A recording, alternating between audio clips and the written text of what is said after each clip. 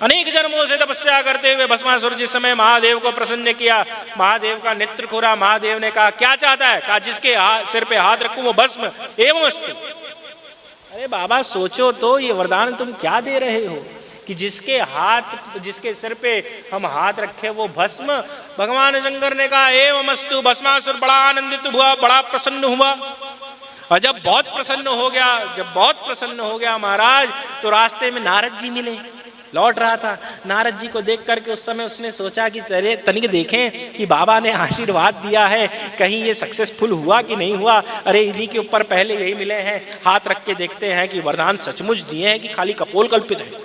अब हाथ लेकर के बड़ा महाराज नारद जी की तरफ, और जिस समय नारद जी महाराज की तरफ बड़ा, नारद जी ने कहा ये क्या रे, हमारी तरफ हाथ बढ़ा के क्यों आ रहा है?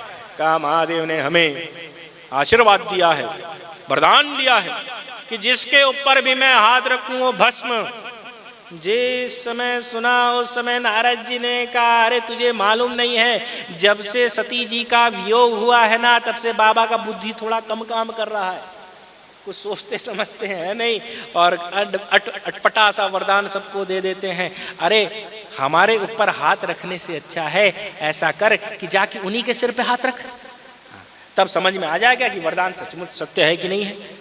जा, और घुमा दिया महाराज। जिस समय घुमा दिया उसी समय भस्मासुर ने क्या किया कि हाथ को उठाया और उठा करके कैलाश वापस चला। अब भगवान का नेत्र खुला है, महादेव का नेत्र खुला है, नंदी भृंगी श्रृंगी सब बैठे हैं। उस समय बाबा ने कहा ये वापस क्यों आ रहे हैं रे? तो उस समय नंदी ने कहा पता नहीं, खबर नहीं आगे क्यों आ रहा है, वो भी हाथ उठाए। तो उस समय भगवान शंकर ने कहा लगता है हमने इसको जो वरदान दिया था हमारे ऊपर ही आजमाने के लिए लौट रहा है।